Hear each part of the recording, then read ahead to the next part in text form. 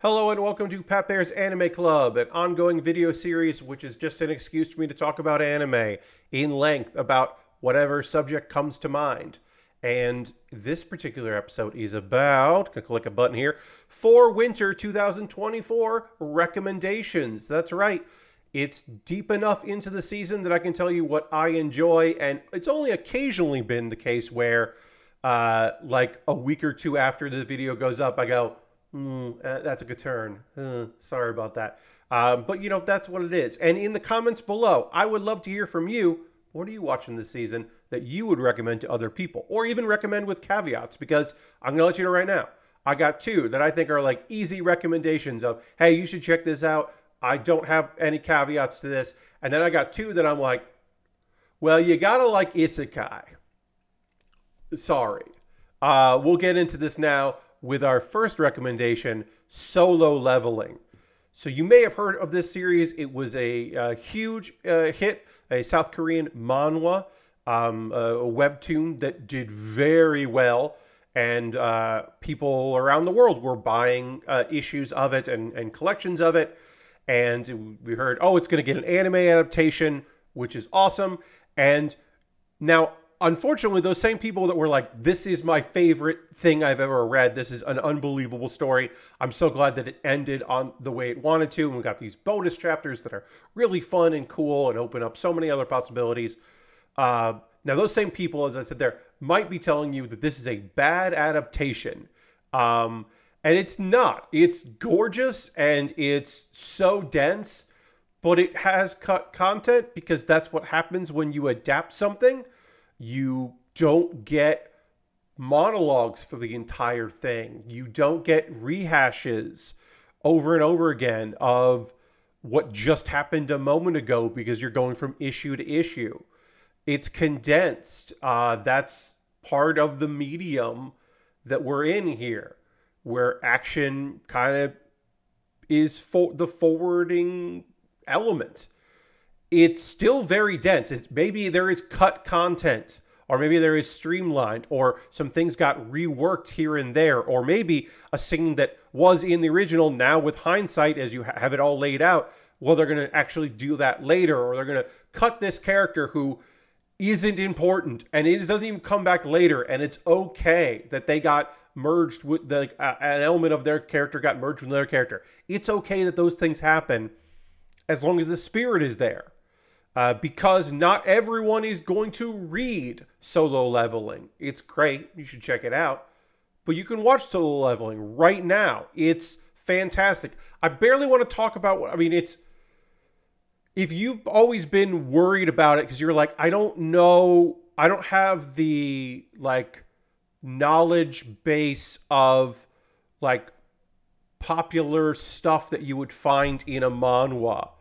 The basic thing I can tell you is it's one of those things where, like, there's RPG elements. The main character has a leveling system that other people don't. It's weird. It's gory in some parts. The animation is crisp and sometimes borderline terrifying, which is just, it's so great. And yeah, and there's a guild system because monsters are there, and there's dungeons and gates, and humanity does what humanity does. They make it into a business, and there are ways to, it's not a level playing field, and advantages of your skills and your abilities make you more important than people with less of those. And it's about a main character struggling. And then also, it's both a small story about a guy just doing his goddamn best for his family, and also events in the background that will change the very fate of the universe and time and place and everything. And there's a huge story, and the main character is the chosen one. Is that a spoiler? I don't think it is. I think you can tell this guy's special. It is not just a corner of the whole world is this guy. There's a lot going on. You should check it out. It fucking whips ass. A very different story that also whips ass is Cherry Magic. 30 years of virginity can make you a wizard? Now, Crunchyroll didn't go out and promote this ahead of time. And there was a moment where I was like, no one's going to pick this up, huh? And it makes sense. Queer stories aren't necessarily huge money makers for international anime audiences, even if the mangas can sell well. Boys Love does have a dedicated audience, but that's generally barely adults, 18 or 20-year-old pretty boys. You don't really get office romance gay, but you do this in this one. The idiom of if you lived long enough while a virgin, you will get some kind of magic ability is a thing in Japan. It's in other cultures as well, but it's certainly still there. So this guy, 30th birthday, a virgin, gets the ability that if he touches someone, he can read their thoughts and finds out the cool, suave coworker is interested in him. And what does that mean? And then we get a nice office romance with a little bit of magic abilities there and a lot of fraught and figuring things out and seeing what works and trying to make it work. And it's really a pleasure to watch. I don't know. I feel like if you want to watch a romantic comedy, we don't have a lot of those this season. This is a great one of those. I'm so glad Crunchyroll picked it up. I was afraid, again, as I said, I was afraid no one was going to get it. I understand why they weren't out there, really promoting it, but it could get lost in the shuffle because it didn't get even listed ahead of time on Crunchyroll. They don't list everything they acquire, and sometimes some of those deals come down to the wire, like maybe Square Enix. It was part of a package deal, and they didn't get it until the end. I don't know. But yeah, Cherry Magic is great, and I don't know. You deserve a little romance in your life, so check it out. Now we're gonna get into the isekai portion. Yeah, all right. We're 7 minutes into the video. It's time to talk about 2 isekai. I did mention both of these in my last video as ones that I was going to be watching, and I have continued to watch them, and I've continued to enjoy them. Here's the first one, Fluffy Paradise. I have not been able to find a very good photo of Fluffy Paradise, so this is a screen grab from the anime. So it is not a chill slice of life about a girl who gets reincarnated into a fantasy world, and by default, all animals, including incredibly powerful divine beasts that normally don't give anyone the time of day, want to hang out with her. It's not just that, where she can cuddle and pet and hang out with cool beasts from around the world, including a tiny little bird friend that she gets. And a dragon that is just like, you and I are tight. When you're old enough, we're going to form a contract. That's one of the strongest dragons. That is the story, but it's not the slice of life part, because there is going to be some action. There is going to be some stuff, capital S stuff.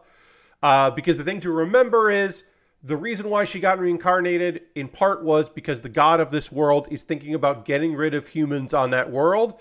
And she is there to overcome some trials to see if humanity should survive. And she's just like, wait, I don't want to do that though. I want to touch fluffy stuff. You kind of have to ignore that a little bit, like she is, and then it will come up. So it is going to be a slice of life, but it might not be fully chill the full fucking time. You know what I mean? Anyway, the animation is fun. It's a great little story. You forget that she's supposed to be older because her childlike love of animals makes that work. Because I know for some people it is a deal breaker when you're about to have a child and you're hanging out with their children. They don't like that. But her childlike wonder when it comes to fluff kind of makes that work. In my opinion, I think it's a fun story. I like a good female-led isekai. I love that we're getting more of those. This is not a postmodern weird one. This is maybe a throwback to more traditional isekai, and I've been enjoying it, and I'm going to keep watching it on a weekly basis, much as my last recommendation right now, Villainous Level 99. I may not be the Demon Lord. Oh, sorry. You know what? I could edit this video. I'm not gonna. If you made it almost 10 minutes into the video, thank you very much for watching this far. I'm not going to edit this. I'm doing this in one take if I can. Villainous Level 99. I may be the hidden boss, but I'm not the demon lord. It's a mouthful. I have not read this light novel, but I have read the manga, and I can't wait for the anime to get caught up where the manga is, because that's always fun, because it'll be like, oh, now I get more further adventures of the thing that I like. And I've really enjoyed this manga. So this is a otome game. This is the classic formula. There is a little bit of a twist, but it's not a big twist to the formula. It's not like, oh, I'm in an otome game, but I'm a mob character. Character was supposed to die at the beginning, or I hate these kinds of games, or I didn't play this game and I don't know what I'm doing. No, this is kind of a bit about the formula of these style of things. There's a video game. Our main character played it. She enjoyed the game. It is about the girl in pink right over here, the commoner with healing magic that could date and could fall in love with any amount of eligible, powerful young men. They form a party, they defeat the demon lord, and then in the final true ending, you face the hidden boss. The girl who was bullying the main character, the villainess of the first arc, turns out to be even stronger than the demon lord, and you have to defeat her. Well, in this world now, the villainess, the hidden boss, is our main character. She played the video game. And in fact, she played the game because she is a capital G gamer. She didn't play it for the romance or the story. She played it for the pretty fucking decent RPG mechanics. She's a min-maxer. And she goes, all right, well, I'm not going to turn evil. I'm not going to defeat. I'm not going to fight or whatever. I'm going to give in to darkness and fight the girl and the party. I'm going to try to stay away from them best I can. But if the demon lord's attacking and they don't level up well and they fail, I'll step in. So she, from a very young age, figures out how to become incredibly strong. And she gets level 99. I believe at the episode 1, they're like, one dude is level 10, and everyone's fucking psyched about that. They're so excited. That's so crazy that a high school student, an academy student, can be level 10. And they're like, she's level 99. And the king and queen are just like, this is great. We're so happy you're here. The prince kind of needs to defeat the demon lord because the royal family has to be involved in that. But like, we would love for your backup. And it's dealing with that. Now, I said that there was a twist. The twist is that she is a gamer, and so she is overpowered. The other thing that sets us apart a little bit is that I'm trying to do my best with this. Okay, so I think she's on the spectrum. Her responses to things and her way of thinking about things is very logical, and it is not emotionless, but her emotions that show are frustration and occasionally anger, but she is pretty even keel about a lot of things and pretty logical about a lot of things, and does not seem to pick up social cues. I can say this very much from the manga, where it's like she just does not understand why her friend, the guy in gray with the gray hair here, dark gray hair, Patrick, who hasn't been interested in the anime yet, but is in the manga. She just doesn't quite understand sometimes why he's so worried about her. And like very recently, she said something about them, and like trying to make sure the friendship happened. And he's like, we are friends. I care very much about you. Like, what's happening here? Like, it's just those social cues don't exist. And that's interesting. It is an interesting thing where she's got all of the knowledge of the game. She has all the knowledge of what's going to happen, but like and even though she's dealing with high school students and she's older, she's not really prepped for that. And I find that interesting. It's not that there's a lack of character in her. It's that there is a reason for it, if there is any lack of character. And I find that very compelling. I like Yumiella quite a bit. I like this show quite a bit. That's Villainous level 99. I may be the hidden boss, but I'm not Demon Lord. If you were going to give two isekai a chance, there's a one about a girl that it's like a double isekai that's kind of interesting, Dr. Elise or Elsie. that I haven't really dived into too much that seems pretty fucking good. But I haven't dived into that enough to really recommend it. There's a bunch of isekai this season. I feel like this one's like probably the strongest. Fluffy Paradise, I can understand why some people would skip. Villainous Level 99, I think is pretty fun to watch. Especially if you like overpowered main characters who are not assholes about it. And that's for Winter 2024 recommendations.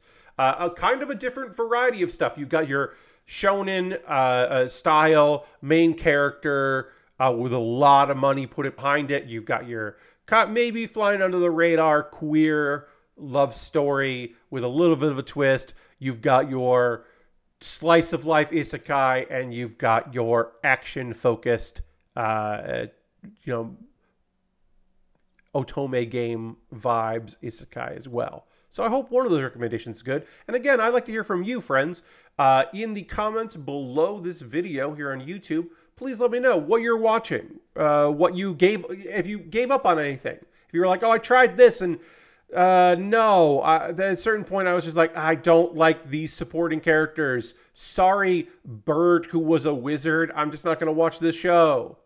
Wonder which one I'm talking about. Anyway, let me know in the comments what you're watching or what you gave up on, or what is like on your, like, I don't know when I'm going to get to this, but I do want to watch like season 2 of Banished to the Countryside, which I'm watching, but I'm like 2 episodes behind on. I can't wait to get back into it. Let me know. Love to hear from you. Thanks for watching this video. If you have ideas for future videos you'd like to see, I have a couple ideas for stuff coming up soon, but I would love to hear your suggestions as well. And I will see you on the next episode of Baer's Anime Club in the future. Goodbye.